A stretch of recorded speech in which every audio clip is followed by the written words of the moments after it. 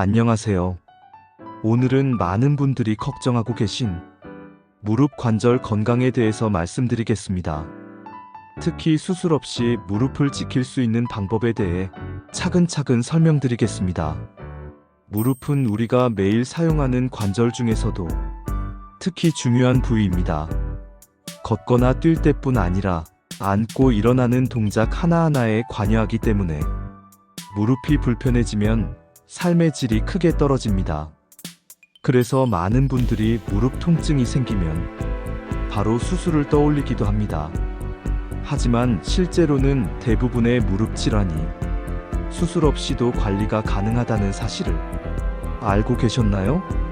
무릎을 아끼고 지켜주는 습관만 잘 실천하셔도 오랫동안 건강한 관절을 유지할 수 있습니다. 오늘은 그 구체적인 방법들을 자세히 설명드리겠습니다. 1. 무릎 관절의 구조와 역할을 이해하셔야 합니다. 무릎은 대퇴골, 경골, 그리고 슬개골이라는 세 개의 뼈로 이루어져 있습니다. 이 세 뼈는 단단한 인대와 힘줄로 연결되어 있으며 그 사이를 보호하는 연골이 존재합니다. 연골은 뼈와 뼈 사이의 마찰을 줄여주고 충격을 흡수하는 역할을 합니다. 또한 관절 안에는 윤활액이 있어서 관절이 부드럽게 움직일 수 있도록 도와줍니다. 이처럼 정교하고 복잡한 구조를 가진 무릎은 평소에 조금만 잘못 써도 금세 통증이 생기기 쉽습니다.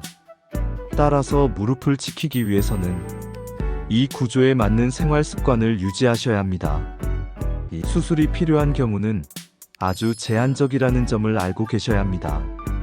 많은 분들이 무릎이 조금만 아파도 수술을 고려하시지만 실제로는 수술이 필요한 경우는 드뭅니다. 연골이 거의 다 닳아서 뼈끼리 부딪히거나 관절이 심하게 변형된 경우 또는 모든 비수술적 치료에도 불구하고 일상생활이 어려울 정도로 통증이 지속되는 경우에만 수술을 권합니다. 그 외 대부분의 경우는 비수술적 방법으로 충분히 좋아질 수 있습니다. 3. 체중을 줄이시면 무릎은 훨씬 가벼워집니다. 체중이 증가할수록 무릎에 가해지는 부담은 기하급수적으로 커집니다. 예를 들어 체중이 1kg 늘어나면 무릎에는 4kg의 추가 하중이 발생합니다. 계단을 오를 때는 이 압력이 6배까지 증가하기 때문에 체중 조절은 무릎 건강의 가장 기본적인 요소라고 볼 수 있습니다. 운동이 힘든 분들도 식단만 조절하셔도 무릎 부담을 크게 줄일 수 있습니다. 예를 들어 5kg만 감량하셔도 무릎에는 약 20kg의 압력이 줄어드는 효과가 생깁니다. 이처럼 체중 조절은 약보다 강력한 치료가 될 수 있습니다. 4. 무릎 주변 근육을 강화하시면 관절이 훨씬 안정적으로 유지됩니다. 무릎을 지탱하는 건 단순히 뼈나 인대가 아닙니다. 가장 중요한 역할을 하는 건 바로 근육입니다. 특히 허벅지 앞쪽의 대퇴사두근, 뒤쪽 햄스트링, 그리고 엉덩이 근육이 무릎을 안정적으로 잡아줍니다. 근육이 약해지면 무릎 연골에 직접적인 충격이 가해지고 이는 곧 통증으로 이어집니다. 따라서 무릎 건강을 지키기 위해서는 주변 근육을 튼튼하게 유지해야 합니다. 간단한 운동 몇 가지를 소개해 드리겠습니다. 의자에 앉아 다리를 뻗고 5초간 유지하는 무릎 펴기 운동은 집에서도 쉽게 하실 수 있습니다. 벽에 등을 붙이고 천천히 앉았다 일어나는 벽 스쿼트도 대퇴사두근 강화에 효과적입니다. 또한 탄력 밴드를 활용한 엉덩이 근육 강화 운동도 함께 병행하시면 좋습니다. 이러한 운동은 하루 10분만 꾸준히 실천하셔도 무릎을 크게 보호할 수 있습니다. 5. 일상 속 습관을 바꾸시면 무릎에 가는 부담을 줄일 수 있습니다. 생활 속에서 무릎을 보호하는 습관은 정말 중요합니다. 먼저 쪼그려 앉거나 무릎을 꿇는 자세는 되도록 피하셔야 합니다. 이러한 자세는 무릎 연골에 직접적인 압박을 주기 때문에 좋지 않습니다. 또한 계단을 오르내리는 동작보다는 엘리베이터를 이용하시는 것이 무릎의 부담을 덜어줍니다. 의자에 깊숙이 앉고 무릎과 엉덩이의 높이를 같게 맞춰주시는 것이 좋습니다.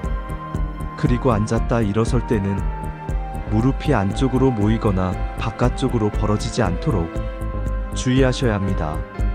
작은 자세 하나하나가 무릎 건강에 큰 영향을 줄 수 있다는 점을 꼭 기억하셔야 합니다.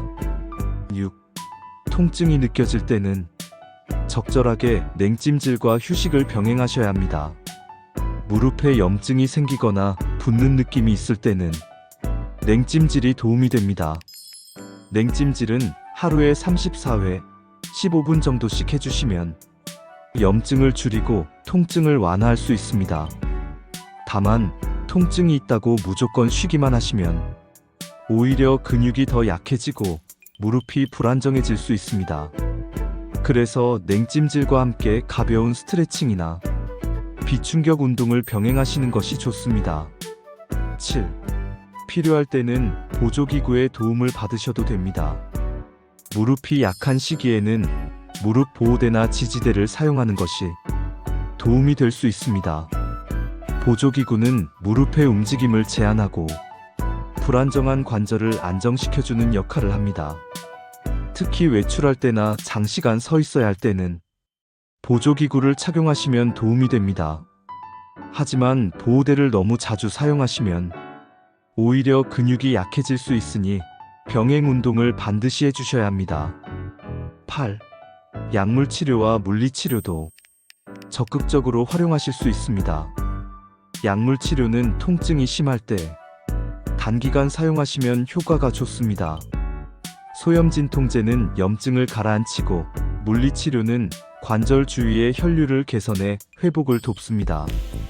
또한 병원에서는 관절 내주사 치료도 시행합니다. 히알루론산 주사나 프롤로 주사, 경우에 따라서는 스테로이드 주사를 맞는 경우도 있습니다. 이러한 치료는 무릎의 통증을 완화시키고 기능을 회복하는 데 도움을 줍니다. 단, 이 모든 치료는 의사의 처방과 진단을 받고 진행하셔야 합니다. 혼자서 약을 계속 복용하시면 위장장애나 신장기능 저하 같은 부작용이 생길 수 있으니 주의하셔야 합니다. 9. 맞춤 치료를 위해 전문의 상담을 꼭 받아보셔야 합니다. 무릎 통증이 2주 이상 계속되거나 일상생활에 지장을 줄 정도로 아프다면 병원을 꼭 방문하셔야 합니다. 정확한 진단 없이 무조건 운동을 하거나 민간요법을 시도하시면 상태가 더 나빠질 수 있습니다. 의사의 진료를 통해 내 무릎 상태가 어떤지, 어느 단계의 퇴행성 변화인지 확인하고 그에 맞는 맞춤 치료 계획을 세우시는 것이 가장 안전한 방법입니다. 마무리해 보도록 하겠습니다. 오늘은 무릎 관절을 수술 없이 지킬 수 있는 방법들에 대해 자세히 말씀드렸습니다.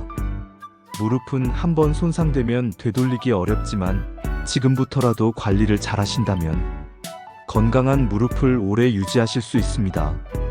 다시 한번 정리해 드리겠습니다. 첫째, 체중을 줄이면 무릎의 부담이 확 줄어듭니다. 둘째, 근육을 강화하면 무릎이 안정됩니다. 셋째, 자세를 바꾸면 연골이 오래갑니다. 넷째, 아플 땐 쉬고 냉찜질과 병원 치료를 병행하셔야 합니다. 다섯째, 무엇보다 내 몸 상태에 맞는 맞춤 계획을 세우는 것이 중요합니다. 오늘 알려드린 내용이 무릎 건강을 지키는데 도움이 되셨길 바랍니다. 지금 당장 실천할 수 있는 것부터 하나씩 시작해 보시길 권해드립니다. 앞으로도 건강한 움직임을 오래 유지하실 수 있도록 응원하겠습니다. 감사합니다.